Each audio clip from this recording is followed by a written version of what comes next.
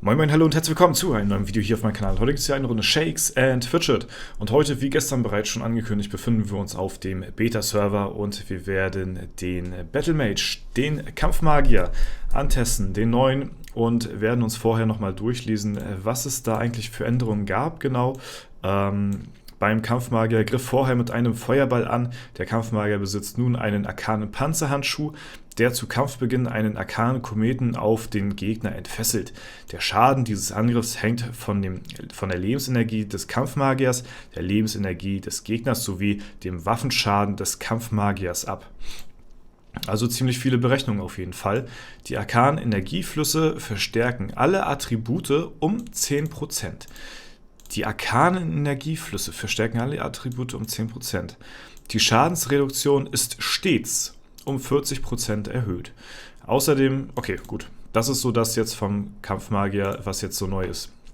Ich hatte mich jetzt gerade eingeloggt, habe jetzt noch nichts weiter gemacht. Wir sind Stufe 500, glücklicherweise. Das ist so das Maximale, was wir bekommen können. Und jetzt haben wir hier den Kampfmagier bzw. seine Attacke nochmal erklärt. As a battle mage, your damage in battles depends on your strength. Digga, scheiß Englisch, Mann. Your training allows you to use the arcane gauntlet to your advantage. At the start of the battle, your arcane gauntlet, also der Handschuh, unleashes the power of the arcane Comet that hits your enemy. The damage of this attack depends on your hit points. Ich komme mir vor wie der letzte Dulli hier, wenn ich das hier auf Englisch vorlese. Ich kann schon das Schmunzeln, ich kann schon sehen bei euch in euren Gesichtern.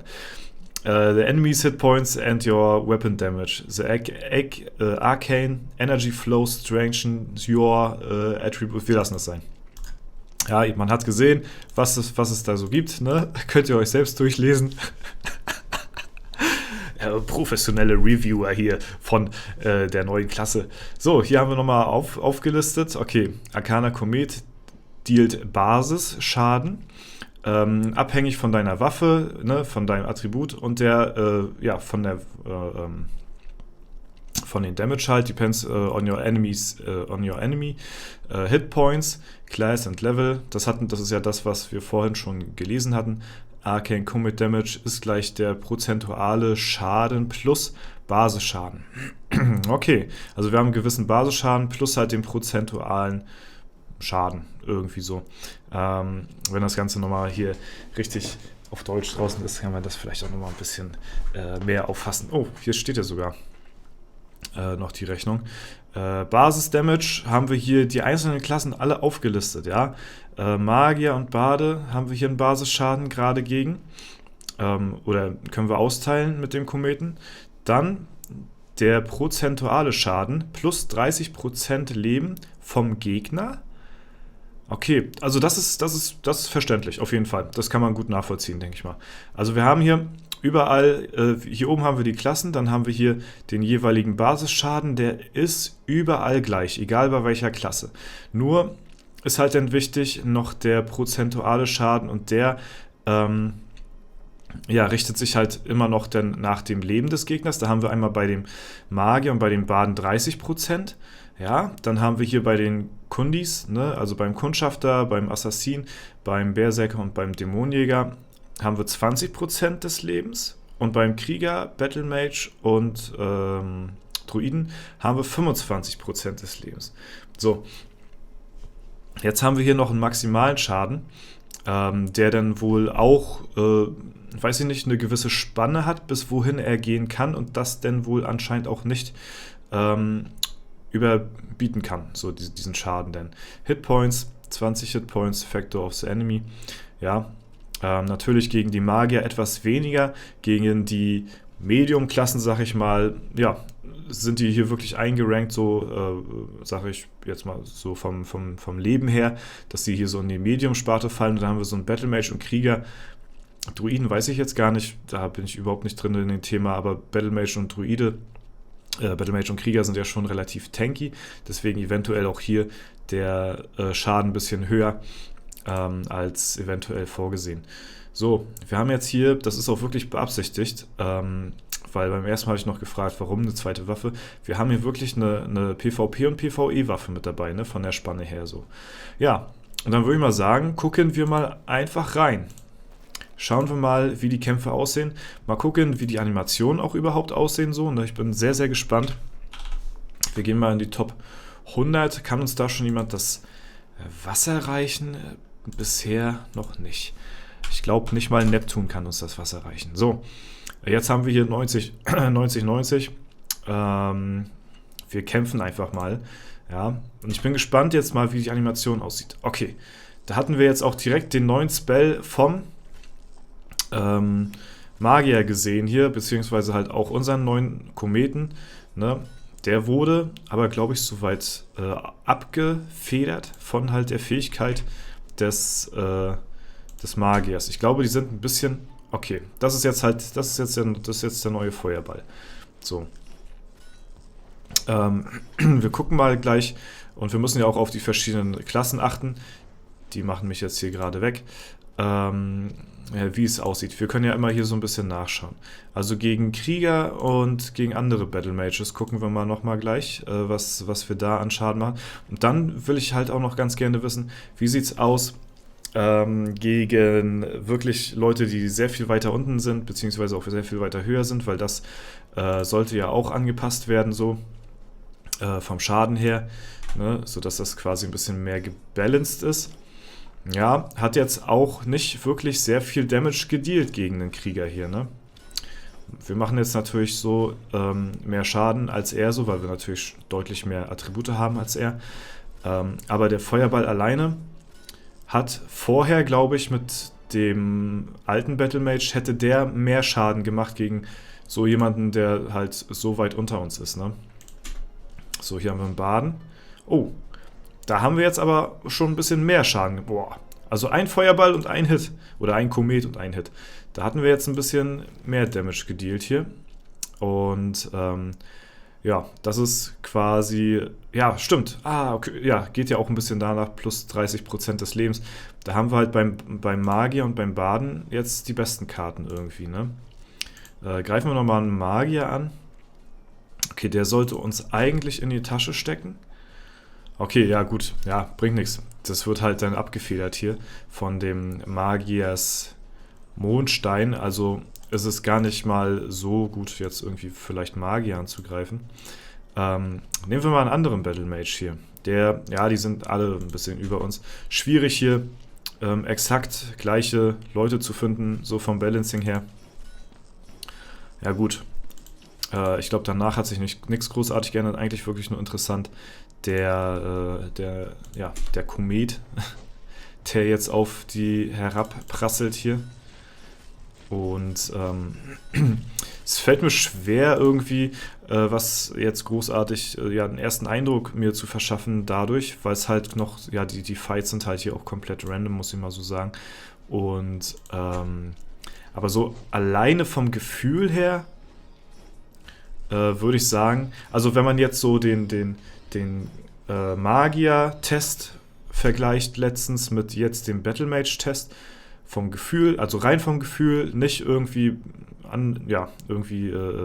weiß ich nicht, großartig Belegungen hier, sag ich mal, rein vom Gefühl, subjektiv, ist der irgendwie relativ schwach. Kann aber auch sein, dass wir halt wirklich hier die ganze Zeit gegen Leute kämpfen, die deutlich höher sind, beziehungsweise aber da hätten wir jetzt eigentlich schon ein bisschen, da hätte ich jetzt ein bisschen mehr erwartet. Der ist zwar 30 Level über uns, aber Stat-Punkte haben wir hier eigentlich deutlich mehr gehabt. Ich schaue mal, ob wir noch irgendwo einen ungefähr gleichen finden. Wir gehen mal einfach mal ganz, ganz weit runter und greifen mal hier jemanden mit einem Komet an. So. Okay, da one-shottet das Ganze. Jetzt weiß ich gar nicht, ich habe schon Ewigkeiten nicht mehr mit meinem Battle Mage, irgendjemanden angegriffen, der so weit unten ist. Ich weiß es jetzt gar nicht, wie es aussieht, wenn ich da jetzt mit meinem Battlemage reingehe und ob der denn auch one-hittet? Ey, das habe ich jetzt gar nicht auf dem Schirm tatsächlich, ne? Müssen wir mal gleich mal ausprobieren. Oder ob das auch gecapped ist irgendwie. Weiß ich jetzt nicht. Ist das auch One-Hit? Nee. Da ist es kein One-Hit. Also da geht es dann halt auch immer noch dann nach wie vor so, ja, bis zu einem bestimmten Punkt, aber dann nicht weiter, ne? Das ist ja auch sehr interessant hier mal so gesehen zu haben jetzt im direkten Vergleich. Also das ist dann durchaus möglich, dass man dann Leute one-shotten kann mit dem Feuerball oder mit dem Kometen jetzt, ne? Ja, durch halt eben diese neue Berechnung, ne? Dann gucken wir nochmal, ob wir hier oben jemanden einfach mal zum Testen angreifen. Haben wir hier irgendwie, ja, nehmen wir mal hier einen Battle Mage. Einfach nur mal gucken, wie sich so die ganzen Kometenschläge jetzt, ich will mal sagen Feuerbälle, aber ist ja eigentlich gar nicht mehr so richtig, wie sich die so gegen die anderen Klassen so ein bisschen verhalten. Ja, gegen Magier macht das irgendwie den Eindruck, als ob das ja, gefühlt gar nichts bringt, so vom Ding her. Ja, schade, dass man hier nicht Leute hat, die wirklich so auf Augenhöhe sind, so. Entweder sind die viel, viel stärker oder halt viel schwächer als ich mit meinem Char. Okay, ich glaube, der ist ungefähr gleich, ne? Ist ein bisschen stärker. Ja, aber hier kriegen wir, glaube ich, auch auf den Sack, ne? Ja, und zwar deutlich. Bis zur Hälfte haben wir ihn down bekommen. Ja, Warte mal, wir greifen mal nochmal, das ist auch nochmal ganz spannend zu sehen vielleicht. Wir greifen nochmal Magier an hier. So, der kann ja, also der frisst quasi den kompletten Spell vom Kampfmagier auf, so, ne? Weil sonst bei gewissen Klassen heilt sich ja der Magier jetzt gegen, aber gegen den Kampfmagier wird er jetzt komplett abgewehrt einfach. Also, ne, obwohl der Komet jetzt halt eben one-shotten kann, theoretisch, gegen den Magier, trotzdem nach wie vor schwierig, auf jeden Fall. So. Ja, das wollte ich nur sehen hier, ob der sich direkt wiederbelebt. Ja, ich würde ganz gerne nochmal ein paar Krieger, oder warte mal, was war denn noch die andere Klasse, die hier 30%? Okay, der Bade war noch hier mit 30% am Start. Haben wir hier noch jemanden, den wir ungefähr battlen können, so. Ja, ist auch ein bisschen zu stark. Gehen wir mal noch weiter runter. Ja, hier wird es wieder, ja, das ist halt irgendwie ein bisschen doof gemacht. Wer ist er denn? Den kenne ich ja gar nicht. Okay. Ja, kann man schwer einschätzen, weil die Kämpfe halt ziemlich, die Kämpfe sind halt ziemlich random halt einfach, ne? Aber es ist interessant mal zu sehen, wie sich der Komet so gegen die anderen Klassen so verhält.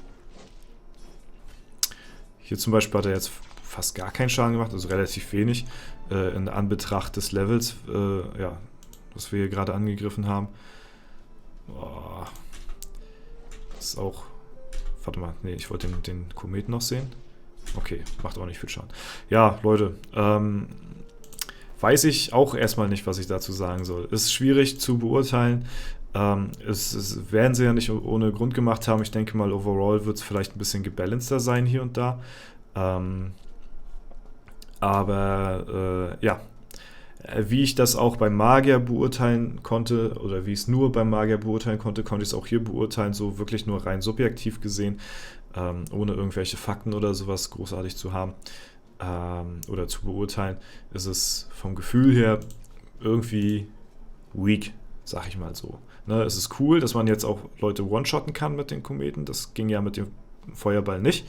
Auf der anderen Seite, ja, muss man erst noch rausfinden, gegen welche Klassen wirklich das richtig effizient ist und gegen welche Klassen das vielleicht gar nicht mal so viel bringt. Wir haben jetzt festgestellt, gegen die Magier bringt es jetzt eher wenig was irgendwie, auch wenn der 30% des Lebens irgendwie abzieht oder so, ne? Beziehungsweise mehr prozentualen Schaden machen würde als bei den Krieger. Trotzdem hat man ja gesehen, dass der halt komplett auch abgewehrt wird dadurch dann. Und ja, müssen wir mal schauen. Schreibt mir sehr gerne mal eure Meinung in die Kommentare, würde mich mal interessieren, was ihr dazu sagt. Ja, müssen wir mal gucken, ne, wie sich das Ganze verhält, denn wenn das wirklich dann auf Live-Servern drauf sein sollte und man halt unter fairen Bedingungen gegen andere Klassen spielen kann, die halt auch wirklich so auf Augenhöhe sind, die vorher auf Augenhöhe waren. Und dann kann ich auch persönlich beurteilen, weil ich weiß ja, gegen wen ich eine Chance habe und gegen wen ich keine Chance habe oder wo es halt so auf Augenhöhe ist. Da kann ich dann wirklich erst beurteilen, ob es dann wirklich stärker oder schwächer gemacht worden ist dadurch denn. Ne? Ja. Ansonsten mit den ganzen Nummern und Zahlen und Prozenten und Berechnungen, da bin ich da leider auch nicht der richtige Ansprechpartner für. Ne? Gut, Leute, das war's soweit. Zum Schluss bleibt mir nochmal zu sagen, das Ganze ist hier noch nicht spruchreif. Wir als Community können quasi mitentscheiden, ob wir das so wollen oder nicht. Das ist noch nicht irgendwie in Stein gemeißelt. Und es ist gut, dass uns Playa auch in die Prozesse mit einbezieht, was sie da halt eben vorhaben und das nicht einfach nur so releasen, so, ne? Und das ist schon, denke ich mal, ganz gut auf jeden Fall. Okay, Leute, das war's soweit. Ich wünsche euch noch einen super schönen Tag. Vielen Dank fürs Zuschauen. Haut rein und bis zum nächsten Mal.